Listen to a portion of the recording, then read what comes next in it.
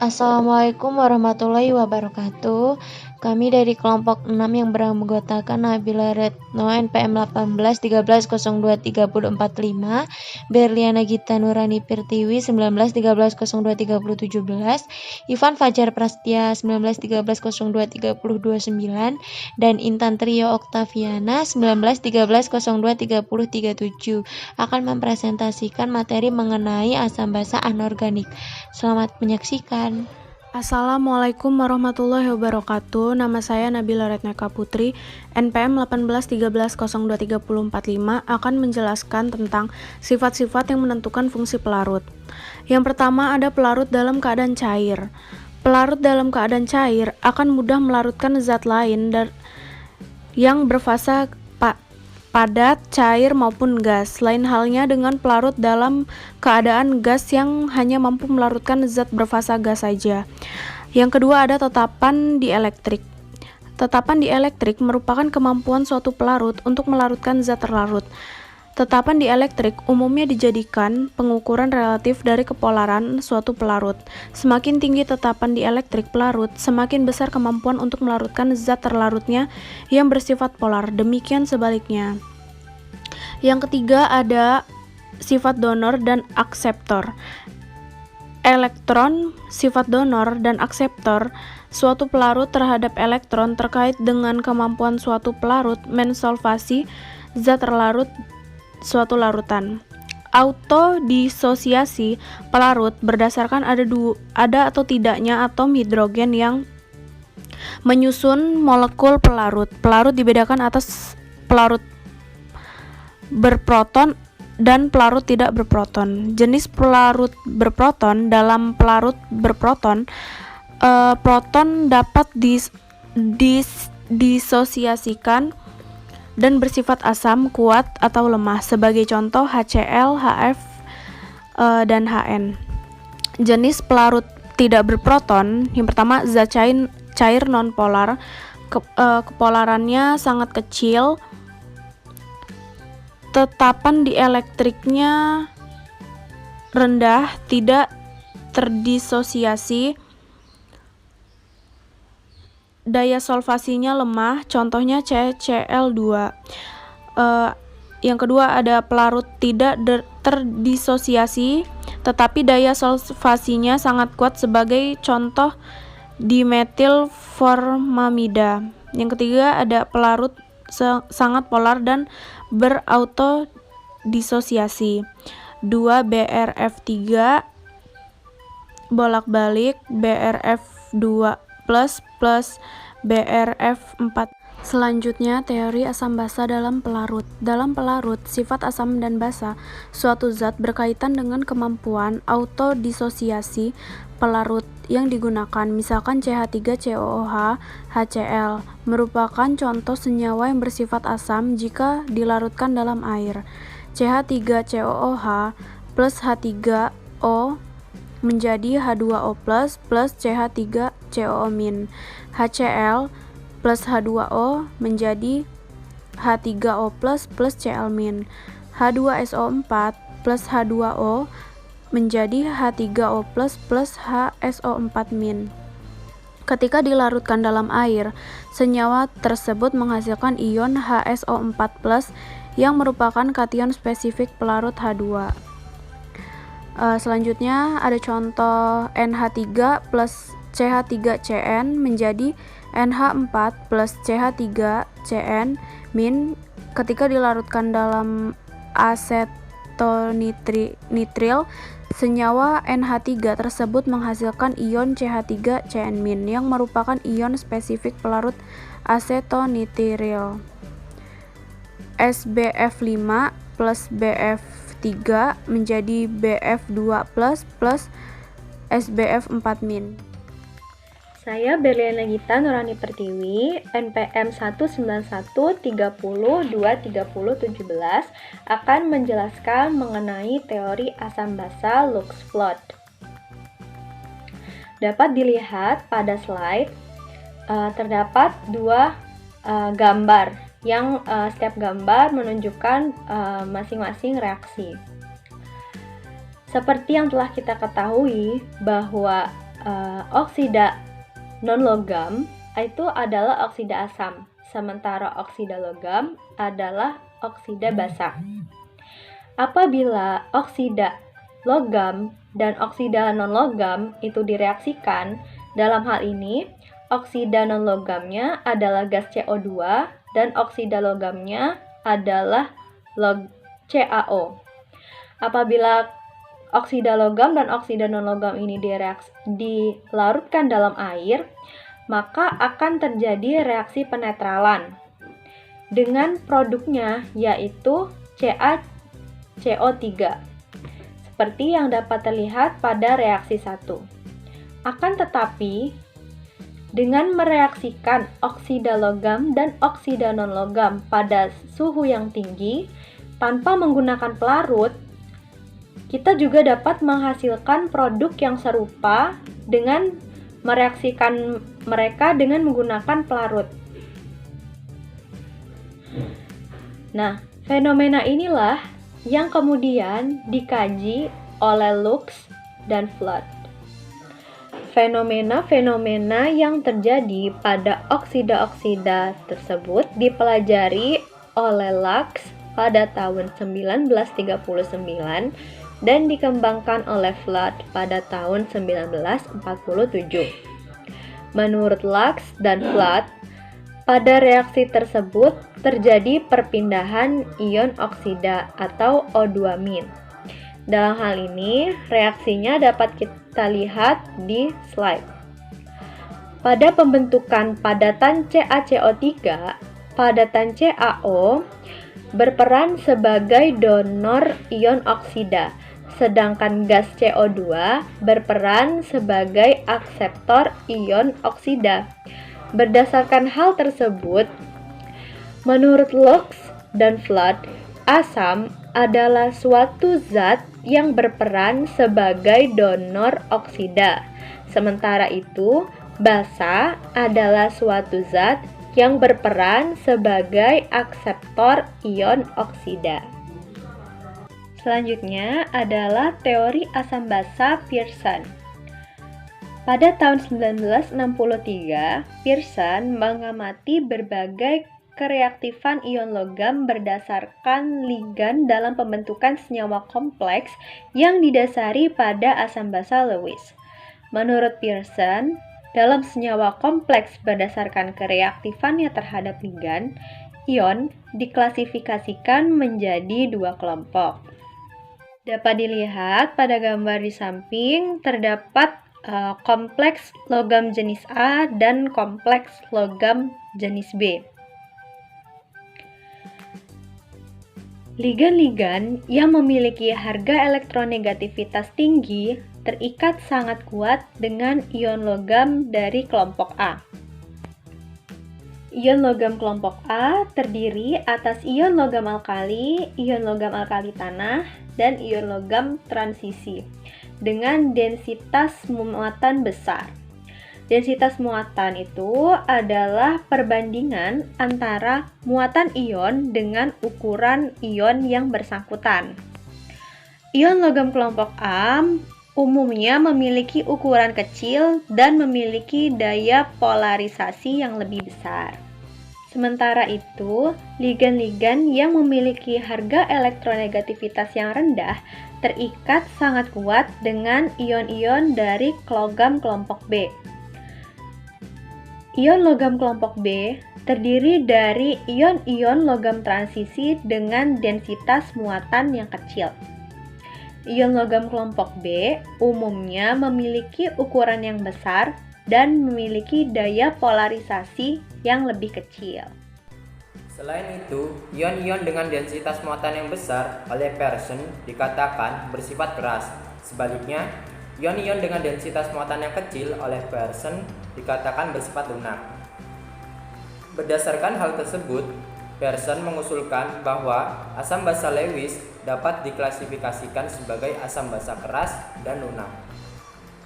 Berdasarkan fenomena tersebut, melalui teori HSAB-nya, Pearson dapat meramal reaksi berbagai macam zat, yaitu asam-asam keras cenderung bersenyawa dengan basa-basa keras. Sebaliknya, asam-asam lunak cenderung bersenyawa dengan basa-basa lunak. Klasifikasi asam basa keras lunak menurut Pearson. Yang pertama yaitu untuk bagian klasifikasi asam Lewis menurut Pearson, ion-ion kelas A atau asam keras diantaranya yaitu ion H+, ion Li+, Na+, K+, Be2+, Mg2+, Ca2+, Sr2+, Sn2+, Al3+, Sc3+, Ga3+, Ln3+, La3+, Cr3+, Co3+.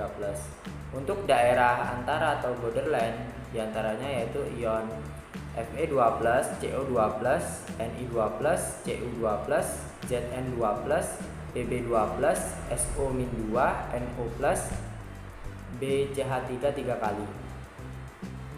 Untuk ion-ion kelas B atau asam lunak itu diantaranya ion Cu+, Ag+, Au+, Ti+, Hg+, Cs+, Pd2+, Cd2+, Pt2+, Hg2+, Ch3Hg+, Ti3+, TiCH3 3 kali, BH3RS+, RSE+, RTE+, I, Br+, HO+, RO+, I2, Br2, ICN, trinitrobenzena, kloranil, kuion, tetrasionoetilen, O, Cl, Br, I, R3C, atom-atom logam dan logam meruah atau bulky. Klasifikasi basa Lewis menurut Pearson diantaranya itu ion-ion kelas A atau basa keras seperti NH3, RnH2, N2H4, H2O, ROH, R2O, CH3COO-, Fe-, Cl-. Untuk daerah antara atau borderline-nya yaitu C6H5NH2, C5H5N, N3-, NO2-, dan Br-. Ion-ion kelas B atau basa lunak itu diantaranya H-, R-, C2H4, C6H6, Cn-, RnC, Co, Scn-, R3P, RO3P, R3AS, RSH, RS-, S2O3 pangkat negatif 2, dan I pangkat negatif 1. Konsep HSAB dapat meramalkan terjadi tidaknya suatu reaksi. Contohnya, reaksi antara HgF2 dalam wujud gas bereaksi dengan BeI2 dalam wujud gas, di mana HgF2 dalam wujud gas ini bersifat lunak keras direaksikan dengan BeI2 dalam wujud gas yang bersifat keras lunak, menghasilkan Hgi2 dalam wujud gas yang bersifat lunak-lunak dan BeF2 dalam wujud gas yang bersifat keras-keras. Untuk reaksi selanjutnya yaitu reaksi CH3HgOH dalam wujud aquos direaksikan dengan HSO3 pangkat negatif 1 dalam wujud aquos, di mana CH3HgOH dalam wujud aquos bersifat lunak keras direaksikan dengan HSO3 pangkat negatif 1 yang bersifat keras lunak, menghasilkan CH3HgSO3- dalam wujud aquos yang bersifat lunak-lunak dan H2O yang bersifat keras-keras. Pearson mengamati bahwa ada kemungkinan membuat korelasi yang berlaku umum yang meliputi interaksi asam basa dengan jangkauan lebih luas. Asam lunak akan stabil dengan basa lunak, serta asam keras akan stabil dengan basa keras. Ion logam yang berukuran kecil berikatan dengan ligan yang berikatan kecil juga disebut asam basa keras.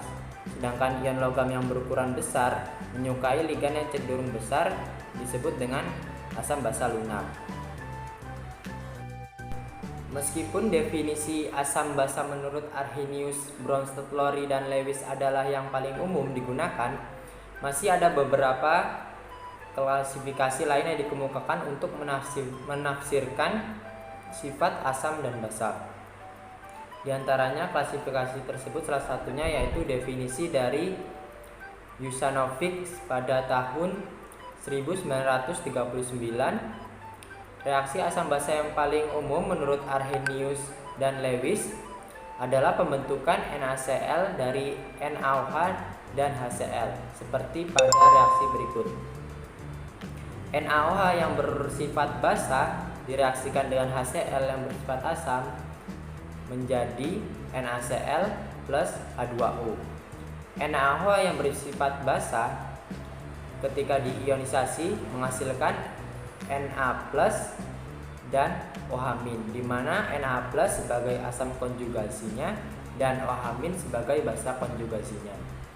Untuk HCl yang bersifat asam ketika diionisasi menghasilkan H+ dan Cl-, di mana H+ sebagai asam konjugasi dan Cl- sebagai basa konjugasinya. NaCl juga dapat terbentuk dari logam Na dan gas Cl. Menurut persamaan reaksi, 2Na plus Cl2 menghasilkan 2NaCl. Pembentukan NaCl tersebut diuraikan oleh Yusanovic seperti berikut. Bisa kita lihat bahwa yaitu 2Na yang bersifat basa menjadi 2Na plus yang bersifat asam dan 2 elektron. Kemudian Cl2 plus 2 elektron menghasilkan 2 Cl- yang bersifat basa. Kemudian dari kedua persamaan reaksi tersebut menghasilkan 2Na yang bersifat basa plus Cl2 yang bersifat asam menjadi 2Na plus yang bersifat asam plus 2 Cl- yang bersifat basa.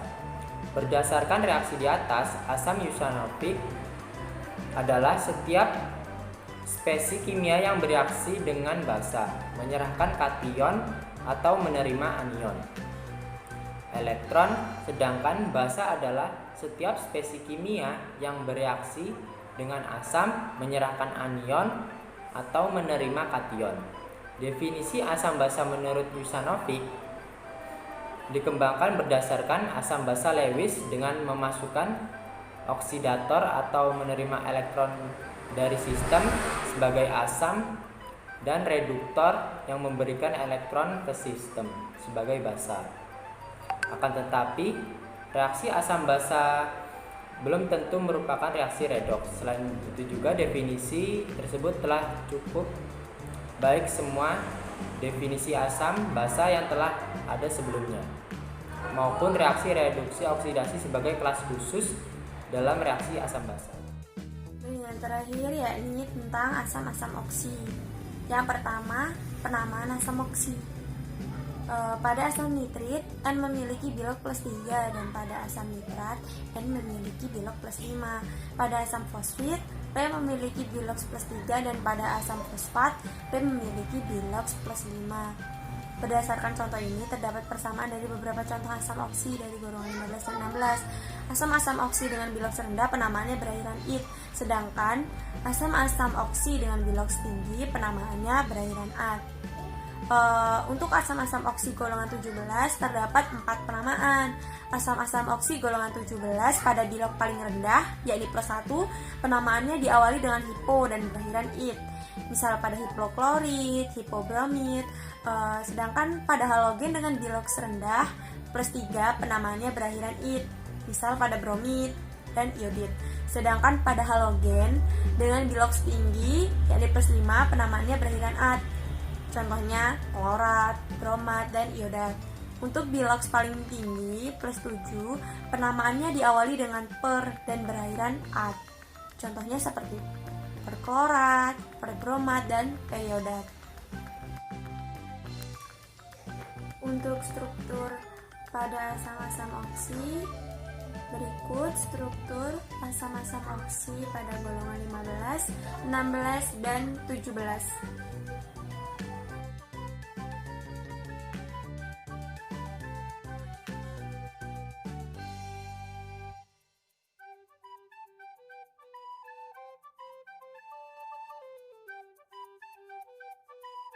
Pada gambar di samping, dalam satu golongan dari atas ke bawah, keasaman asam-asam oksi akan semakin berkurang.